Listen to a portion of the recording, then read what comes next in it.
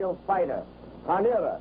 Carnera, the man who many thought was a setup, but who has showed himself distinctly and clearly to be a tough hombre to contend with. Here's Sharkey moving in, but he backs Carnera against the rope, but in close. Primo just misses him again with a right uppercut to the chin. They back their way back towards the center of the ring again. Sharkey steps in, feints with his left glove, dances away. Notice his footwork on his toes all the time. He ducks away from a left lead, aims from his face, bounces from side to side, while in close, Carnera gets in a light right to the body, and then they go into a feint. Once more, they maneuver away from each other. Here's Sharkey stepping from one side and then to the other, bobbing, weaving, ducking under his opponent's left armpit, but not quite fast enough to get away from a right high on the head. Here's Sharkey still moving in. He's slowly but surely trying to find a way and weapons with which to beat the big fellow. Here they are, still working very fast. It's been a great battle so far.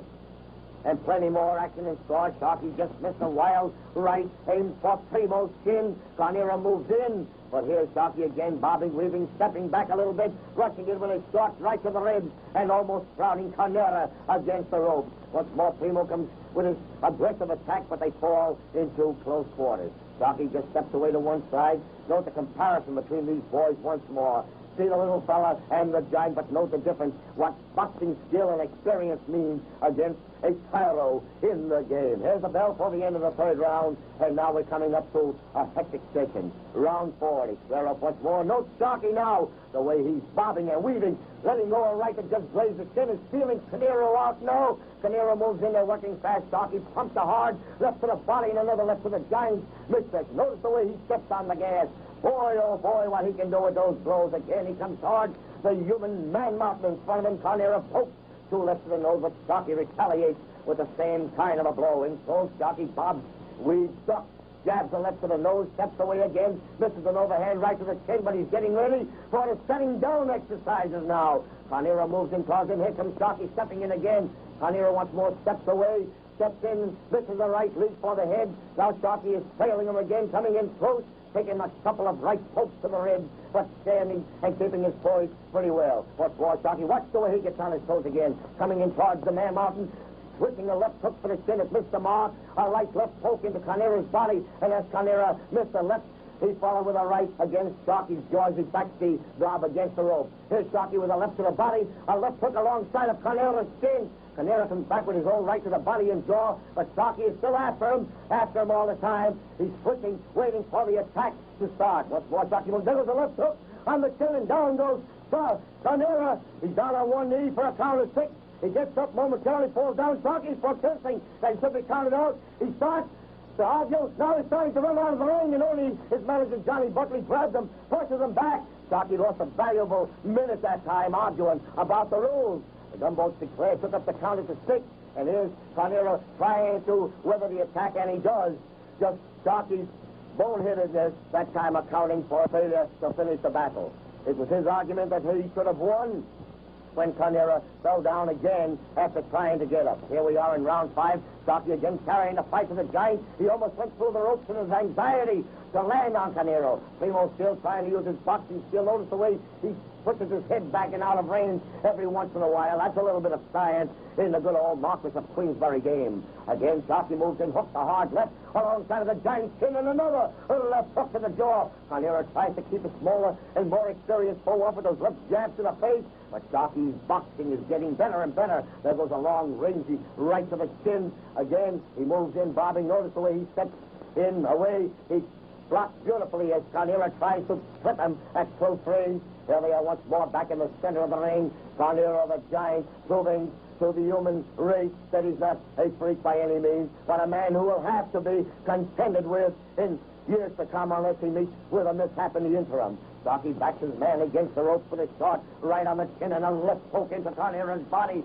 Carnera gets in close, works the left and right, high on the gob's head, but Sharkey is back with a left to the cheek and a short right to the midsection. Here they are once more, running their stuff in the center of the ring. Sharkey knows the way he bobs and weaves away from the punches, sneaks in past his opponent's right guard with a left hook on the chin, bobs and weaves again. Carnera now a little bit nonplussed by his opponent's style, tries to crash a right to Sharkey's jaw, finally reaching the smaller man with a left to the nose. Again, they squared up. Again, Sharkey bobs and weaves at the end. The fur coat, which they brought along with them for protection, and wondering what will be the ultimate outcome of the contest between the giants from Italy and the American heavyweight champion.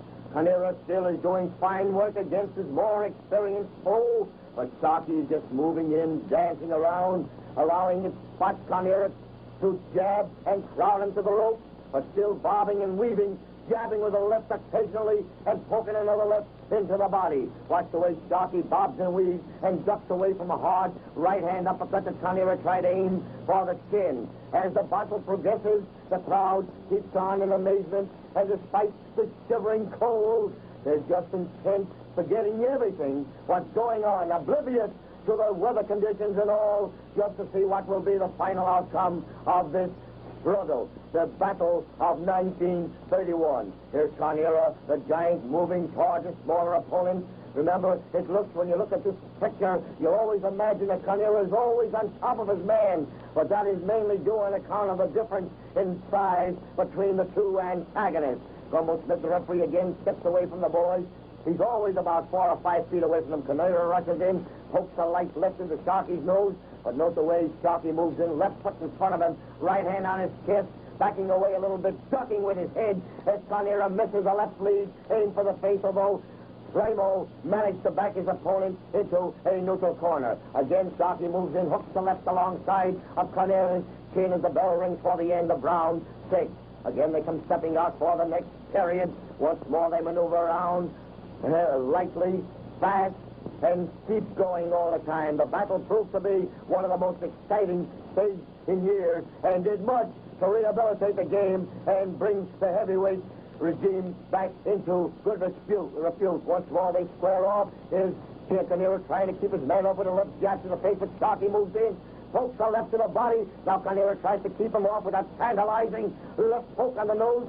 Twice he repeats the performance, but still, watch the way Sharkey moves in, misses the right and hooks the left alongside of Primo's jaw. Again, the giant comes towards the Bostonian, but Sharkey just watching his step, moving and bobbing, poking a shot right under his opponent's left arm against the ribs, while in the clinch, Carnera managed to reach Sharkey's face with a left and a right. Again, Sharkey dances from one side to the other, steps away, and lets the left hook aim for the chin go around his neck before they fall into a clinch. Here they are back in the crowd, wondering, just amazing at the second before them that shows Sharkey in a remarkable turnabout from the contest he waged against Mickey Walker. He's crowding the big fella now, although Carnera is still full of fight and going at full speed. Amazing, a large majority of the 30,000 present who didn't think that Primo had it in him to put up such a great contest. Once more, they work their way in close. Here they are, working left to the face. Again, Sharkey steps and bobs and weaves. Notice the way his head rolls like a buoy would on a sea. But Carnera is on top of him again, although Sharkey hooked the left high on the head, tried it again, missed, and Carnera poked the left into the nose as the bell rang for the end of the 7th round. Here they are coming out for round 8.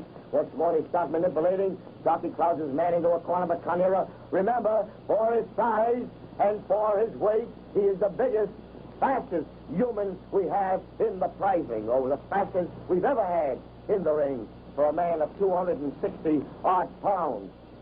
Sharkey comes moving in again, but here's Carnera lunging out, missing a right lead, aim for the face. Again, Sharkey starts that bobbing and weaving, that beautiful boxing skill and science that is standing him in good speed and helping him carry on over this 15-round titanic struggle. Once more, Carnera comes on top of his man, crowding him. This is the 8th round. Remember the round in which Sharkey began to forge to the front. Here he's bobbing and weaving, hooking a hard left into Primo's body, and then dancing away. Again, Sharkey lunges in, tries a left poke for the nose, which is blocked by Carnera's right glove, showing that the big boy knows a little about the science of blocking and getting away. Once more, Carnera steps in, jabs a light left to the nose. Sharkey gets inside of his opponent's guard for a second, and then hooks the left high on Primo's cheek. Once more, they squared off. Here's Sharkey coming in again with a right left to the body. Carnera rushes in this time. Sharkey's left went around his neck, and as Carnera looked at the referee, Jack hooked another left on the chin. Back in the center of the ring again, Sharkey crowds his man, ducks away from a hard right aim for the chin. He's working beautifully, that Boston boy is, the Sharkey that made history several years ago. 5 years ago in the same ring, Sharkey came to the front by defeating Harry Wills, the Black Menace. And here he is the same night, almost the same moment 5 years later, and the same day, Columbus Day, battling once more and putting up a great contest.